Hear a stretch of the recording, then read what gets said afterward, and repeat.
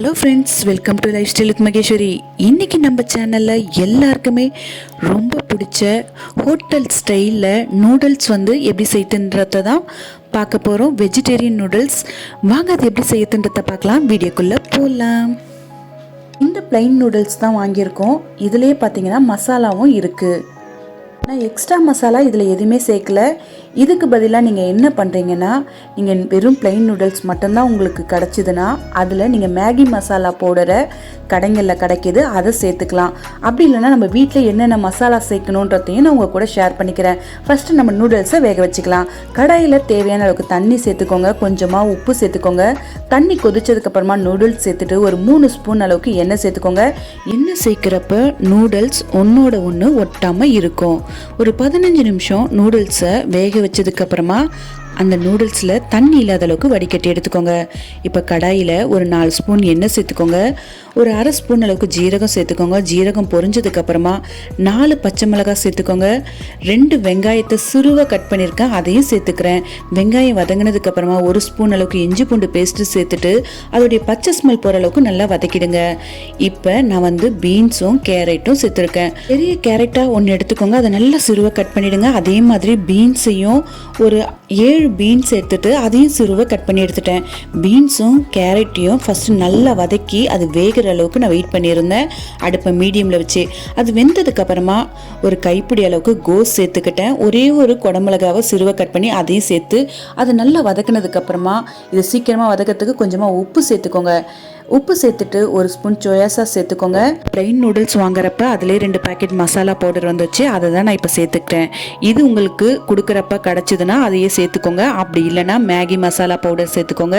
இல்லைன்னா வீட்டில் இருக்கிற வெறும் மிளகாத்தூள் ஒரு அரை ஸ்பூன் சேர்த்துக்கோங்க. காரத்துக்கு ஏற்ற அளவுக்கு 1/4 ஸ்பூன் கரம் மசாலா தூள் சேர்த்துக்கோங்க. கொஞ்சமாக ஜீரகத்தூள் சேர்த்துக்கோங்க. உப்பு கொஞ்சமாக சேர்த்துட்டு ஒரு அரை ஸ்பூன் அளவுக்கு மிளகுத்தூள் சேர்த்துட்டு அதையும் மிக்ஸ் பண்ணி அப்படியும் செய்யலாம். இதுக்கு சிக்கன் நூடுல்ஸ் சாப்பிட்ணுன்னா இந்த வெஜிடேரியன் கொஞ்சம் கொஞ்சமாக சேர்த்துக்கோங்க. சேர்த்து நல்லா கலந்து விட்டுட்டு நூடுல்ஸ் சேர்த்துட்டுங்க. நம்ம சிக்கனை 65 மாதிரி வறுத்து எடுத்துகிட்டு கடைசியில் சேர்த்துட்டு அதையும் மிக்ஸ் பண்ணிங்கன்னா சிக்கன் நூடுல்ஸும் ரெடி ஆகிடும். நீங்கள் எக் சேர்க்கணுன்னா ஃபஸ்ட்டு என்ன பண்ணிங்க, கடாயில் 2 ஸ்பூன் எண்ணெய் சேர்த்துட்டு ஒரு 3 முட்டையை உடச்சி சேர்த்துக்கோங்க. அதில் கொஞ்சமாக மிளகாத்தூள், மிளகுத்தூள், உப்பு சேர்த்து நல்லா கலந்து பொடி மாஸ் மாதிரி எடுத்து வச்சுட்டு இந்த நூடுல்ஸ் சேர்த்து நல்லா கலந்ததுக்கப்புறமா முட்டையும் சேர்த்து மிக்ஸ் பண்ணிங்கன்னா அதுவும் ரொம்பவே டேஸ்ட்டாக இருக்கும். இந்த டைமில் உங்களுக்கு மசாலா ஏதாவது கம்மியாக இருக்குது, உப்பு கம்மியாக இருக்குதுன்னா நீங்கள் சேர்த்துக்கலாம். உங்களுக்கு வெஜிடேரியனில் பன்னீர் நூடுல்ஸ் வேணும்னா பன்னீரை என்ன பண்ணுறீங்கன்னா சின்ன சின்னதாக கட் பண்ணிக்கோங்க. அதில் மிளகாத்தூள், உப்பு போட்டு தோசைக்கல்ல எண்ணெய் விட்டு அதை ரோஸ்ட் பண்ணி எடுத்து வச்சுருங்க.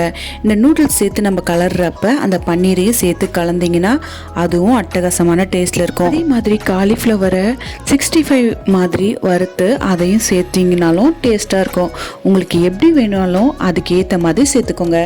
இப்போ நான் மிக்ஸ் பண்ணிவிட்டு உப்பு கொஞ்சோண்டு கம்மியாக இருக்குதுன்னு டேஸ்ட் பண்ணி பார்த்ததுக்கப்புறமா கொஞ்சமாக உப்பு சேர்த்துட்டு திரும்பவும் கலந்து விட்டுக்கிறேன். இந்த டைமில் டேஸ்ட் பண்ணி பார்த்தா உப்பு கம்மியாக இருந்துச்சுன்னா அதை நீங்கள் சேர்த்துட்டு கொஞ்சமாக கலந்து விட்டுருங்க. நான் சொன்ன மாதிரி பிளெயின் நூடுல்ஸ் வாங்குறப்ப உங்களுக்கு மசாலாவும் சேர்த்து கொடுத்தாங்கன்னா நீங்கள் அதை வச்சு செஞ்சுருங்க.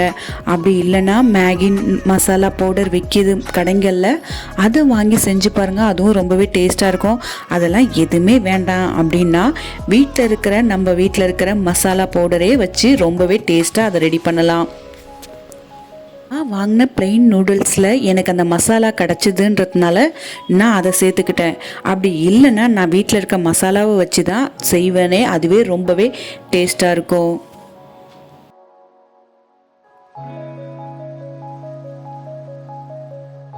நூடுல்ஸை சேர்த்ததுக்கப்புறமா அது போய் நல்லா வெஜிடேரியன் கூடயும் மசாலா கூடயும் நல்லா மிக்ஸ் ஆகிற அளவுக்கு கலந்து விட்டுட்டு அதுக்கப்புறமா கடைசியாக சிறுவை கட் பண்ணி கொத்தமல்லியும் சேர்த்துக்கலாம்.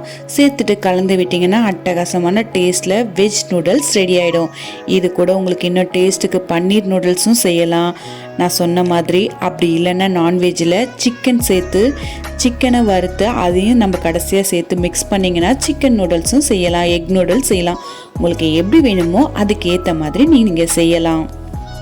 கொத்தமல்லி சேர்க்கறதுக்கு பதிலாக வெங்காயத்தாள் கிடச்சிதுன்னா அது சிறுவை கட் பண்ணி அதையும் சேர்த்துக்கோங்க, அது டேஸ்ட் நல்லாயிருக்கும். நான் கிடைக்கல, அதனால் கொத்தமல்லி சேர்த்துக்கிறேன்.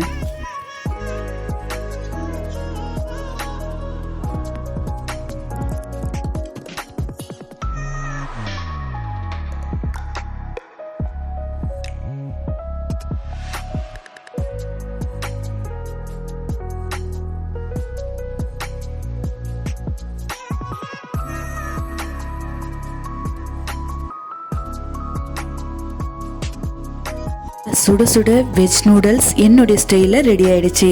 இதை கண்டிப்பாக நீங்களும் ட்ரை பண்ணி பாருங்கள். ட்ரை பண்ணி பார்த்துட்டு எப்படி இருந்துச்சுன்னு மறக்காமல் எனக்கு கமெண்ட் பாக்ஸில் கமெண்ட் பண்ணுங்கள்.